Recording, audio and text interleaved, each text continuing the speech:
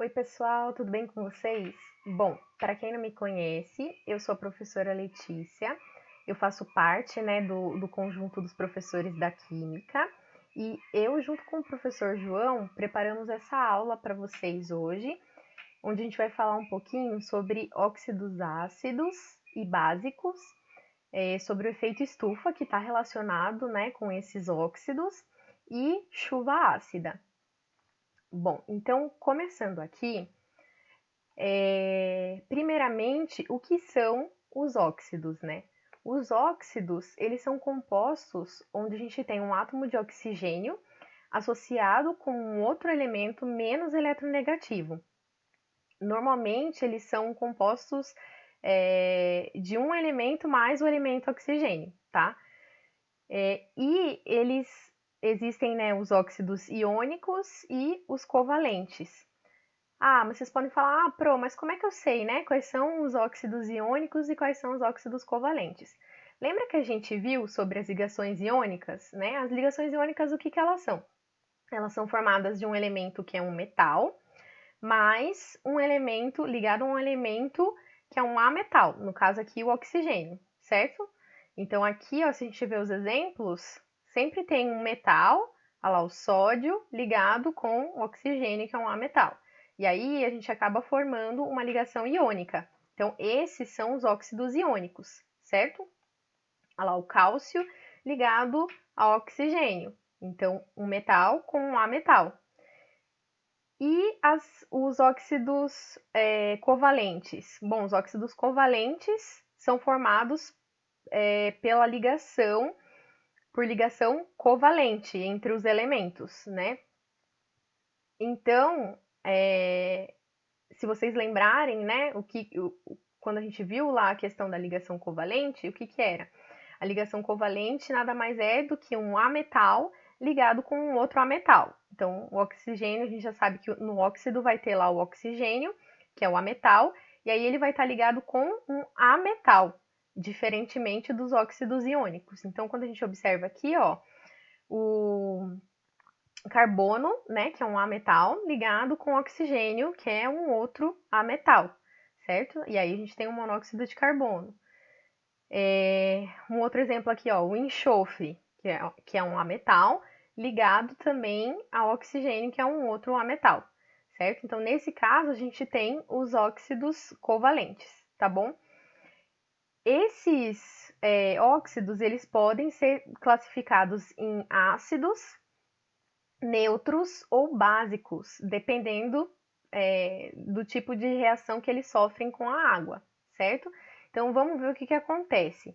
Quando a gente tem os óxidos ácidos, o que, que acontece? Significa que eles vão reagir com a água e vão formar ácidos, como o próprio nome diz, né? Óxidos ácidos. Então, eles são normalmente formados por ametais, então, um ametal ligado a outro ametal, né, que é o oxigênio. E aí, quando eles reagem com a água, eles vão formar um ácido. Então, se a gente olhar, aqui tem 3 exemplos, né, para vocês, mas se a gente olhar um deles um pouquinho mais a fundo, o do gás carbônico, por exemplo, a gente vai ver que o gás carbônico, quando ele reage, interage com a água, ele vai formar o ácido carbônico, certo? Então, esse daqui é um óxido e ele é um óxido ácido, porque quando ele interage com a água, ele vai formar um ácido, né? E a mesma coisa a gente consegue observar, por exemplo, aqui, né? Quando a gente tem o anidrido sulfúrico interagindo com a água, reagindo com a água, a gente tem a formação do ácido sulfúrico, por exemplo. E vocês podem me perguntar, mas por que é importante, né, saber isso? É importante porque, como vocês podem perceber, né, por exemplo, aqui o gás carbônico, ele é um gás, né, que no caso é um poluente, onde a gente encontra esse gás na atmosfera, certo? Se eu tenho esse gás na atmosfera e eu também tenho gotículas de água na atmosfera, se eles se encontram, o que vai formar? Ácido carbônico, nesse caso, né? Mas também, se tiver os outros também na atmosfera e interagir com a água, vai formar os outros ácidos aqui. E aí, o que acontece? Quando chove, acaba sendo uma chuva ácida, certo? E isso pode acarretar alguns problemas, né? Problemas ambientais, pode acarretar problemas também em patrimônios, não sei se é bem essa palavra, mas, por exemplo, se a gente, em alguns lugares, às vezes a gente observa que tem estátuas que elas estão um pouco corroídas, assim, sabe? E essa corrosão vai acontecendo cada vez mais com o decorrer do tempo, né? Vai denegrindo ali aquele patrimônio por conta de chuvas ácidas, né? Além disso, esses compostos também são responsáveis pela acidez ali da água, né? Então, se a gente tem algo que sai muito do equilíbrio, né? A gente acaba tendo problemas no nosso ambiente por conta desses fenômenos, certo? Além disso, esse tipo de óxido, né, os óxidos ácidos, eles reagem também com as bases e formam sal e água. E a gente pode ver isso isso pode ser explicado em duas etapas, por exemplo. Então a gente tem aqui, ó, o gás carbônico, certo? Interagindo com a água e reagindo com a água, dando ali o ácido carbônico, certo? Tendo a formação do ácido. Aí esse ácido carbônico reagindo com uma base e mostrando a formação de um sal e de água. E aí, quando eu somo essas duas reações, né, que seria daí a reação do gás carbônico diretamente com a base, né, do óxido ácido com a base, aí a gente tem a formação de um sal e água, certo? Que foi aquilo que a gente viu. Então a gente consegue.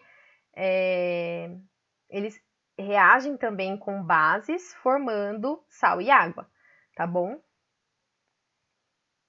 E os óxidos neutros, né?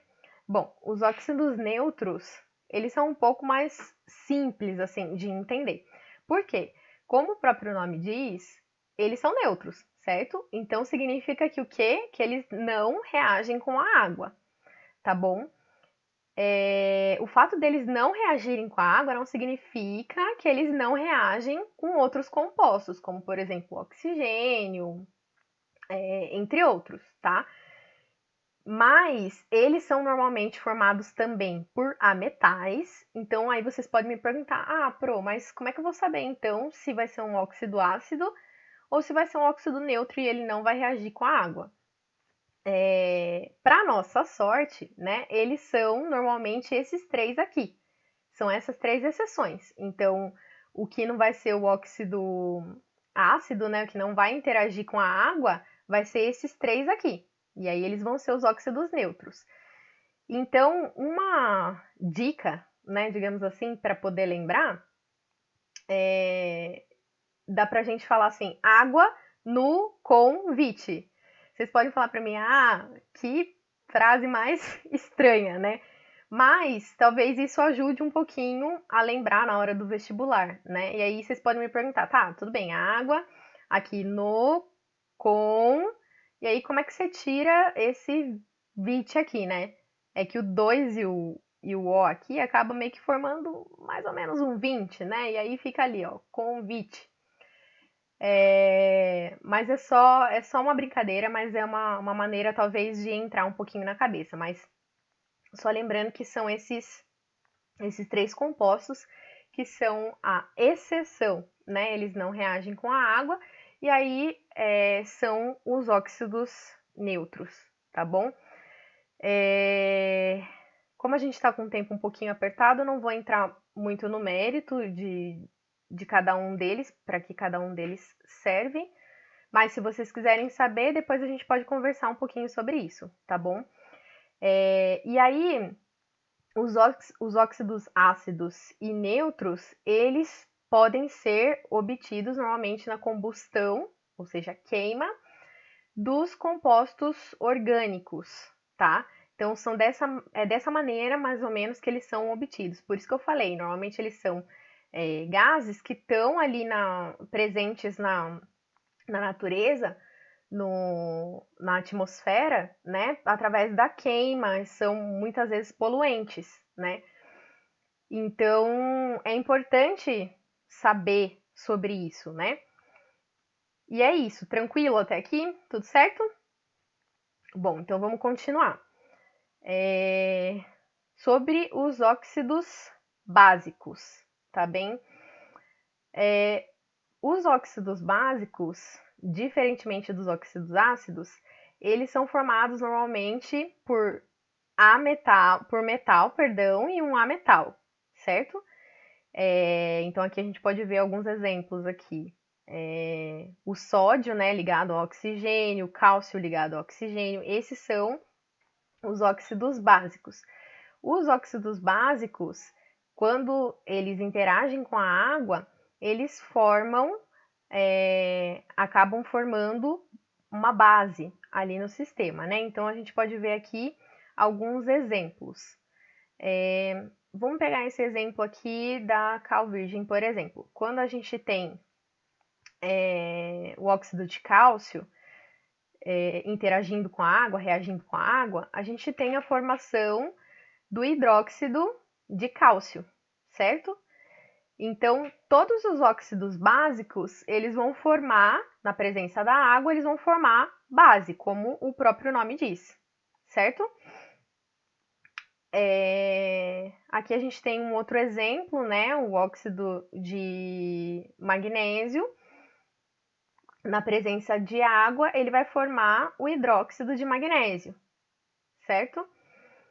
E aí, diferentemente dos óxidos ácidos, quando eles reagem com ácido, né, os óxidos básicos, quando eles reagem com ácido, eles vão formar sal e água, tá? Então, aqui a gente pode ver um exemplo também do óxido de cálcio. A gente pode explicar, né, essa reação através dessas duas etapas aqui. Então, o óxido de cálcio vai interagir com a água, vai reagir com a água, vai formar hidróxido de cálcio, certo? Então, a gente tem a formação da base. Essa base vai interagir com o ácido, né, que a gente quer que reaja lá. E a gente vai ter a formação, então, de um sal e água, certo? E quando a gente faz a equação global, quando a gente soma as duas equações e tem a equação global, a gente vê aqui o óxido de cálcio interagindo com o ácido e formando um sal e água, certo? Bom, os óxidos básicos e os óxidos ácidos, eles também podem reagir entre si, certo? Então, quando a gente tem um meio aquoso lá, cada um deles pode, por exemplo, inicialmente reagir com a água, produzindo uma base, né? Se for um óxido ácido, ou produzindo um ácido, se for um óxido básico, e depois aí então ocorreria a neutralização dessas substâncias. Então, eles podem sim reagir entre si também, tá? Aqui falando um pouquinho sobre o efeito estufa. Então, como a gente já falou, os óxidos ácidos, eles são gases comumente gerados, né, na combustão de matéria orgânica, e eles podem ser encontrados ali na atmosfera, né, no nosso ambiente. Também eles podem ser gerados através da respiração dos seres vivos, por exemplo, o gás carbônico, né? A gente sabe que através da nossa respiração a gente gera, né, o gás carbônico. E, como eu falei, eles podem ser encontrados na atmosfera, né, ali. Eles podem formar as chuvas ácidas, que podem ser um problema, sim, como a gente conversou um pouquinho mais cedo. E, além disso, pode haver o efeito estufa, né? No caso do gás carbônico. Então, por que o efeito estufa? Vocês podem me perguntar, mas por que pro, né? O que acontece? Quando a gente tem um excesso do gás carbônico na atmosfera, a luz do sol, ela pode passar, ela vai passar, ele permite, né, o gás carbônico vai permitir que a luz do sol passe, mas a radiação dessa luz, né, esse calor da luz do sol, ele vai ficar retido, vai ser absorvido pelas moléculas de gás carbônico. E aí o que acontece? Com essa absorção, essa luz ela não consegue, esse calor ele não consegue sair. E aí começa a ficar muito quente aqui. E aí começam a acarretar problemas, né, que a gente já viu em muitos lugares, por exemplo, derretimento de geleiras, enfim, diversos problemas, né? Então, isso é uma questão bem interessante também do porquê, né, os óxidos ácidos, por exemplo, são importantes. Por que estudar os óxidos é importante, certo? Bom, vamos trabalhar um pouquinho nesses conceitos? Vamos considerar aqui essas seguintes afirmações, que é o que fala pra gente o problema, certo? Essas seguintes afirmações a respeito dos óxidos. Então, número 1. Os óxidos de metais alcalinos são tipicamente iônicos. Então, lembra, né, que os óxidos, né, formados por metais e o oxigênio, que é um ametal, eles vão formar uma ligação iônica, certo? Então, sim, eles são tipicamente iônicos. Essa afirmação está correta. A número 2. Óxidos de metais são tipicamente covalentes. Perdão, óxidos de ametais são tipicamente covalentes. Sim, são tipicamente covalentes, porque um ametal ligado ao oxigênio, que é um outro ametal, vai formar uma ligação covalente, certo? Óxidos básicos são capazes de neutralizar um ácido formando sal mais água. Sim, a gente já viu que isso acontece, certo? Um óxido básico, ele vai formar base, né, na presença de água e vai sim neutralizar o ácido. E os óxidos anfóteros não reagem com ácidos ou bases. Bom, aqui tem um conceito importante que a gente não viu ainda. O que são os óxidos anfóteros? Os óxidos anfóteros, eles são aqueles que são formados por elementos, né, que eles estão na fronteira entre os metais e os ametais. E aí, quando eles são ligados ao oxigênio, eles formam esses óxidos anfóteros, né? E aí, o que acontece? Eles podem reagir tanto com o ácido quanto com a base. Então, eles têm um comportamento duplo, digamos ali. E vários desses óxidos anfóteros são formados pela ligação entre um metal do bloco D com o oxigênio. Então, tem aqui alguns exemplos, certo? Então, por exemplo, o alumínio. O alumínio, ele tem número de oxidação mais 3, certo? Quando ele forma o óxido, né, com o oxigênio, ele pode tanto reagir com o ácido quanto com uma base. Então, a gente pode ver aqui essas duas reações, certo? Então, ele é considerado um óxido anfótero. Por quê? Porque o alumínio ele está ali na fronteira entre um metal e um ametal. Então, quando ele é ligado com o oxigênio, ele pode ter esse comportamento duplo, tá bem? Então, essa afirmação não é verdadeira, porque aqui fala não reagem com ácido ou com base. E isso é mentira. A gente já viu que eles reagem tanto com o ácido quanto com a base, certo? Então, isso nos dá a resposta A como a correta. Bom, eu tinha preparado mais alguns exercícios aqui. A gente pode comentar isso depois na parte de tirar dúvidas, né? Que são os exercícios que estão ali na apostila para fixar melhor o conteúdo, que no caso era o P7, o P6 e o P7, que eu tinha preparado também. E, bom, caso vocês tenham dúvidas, né, eu encontro com vocês um pouquinho mais tarde, tá bom? Pra gente conversar um pouquinho mais sobre o assunto, eu, vocês e o professor João, e tirar a dúvida de vocês, tá bom?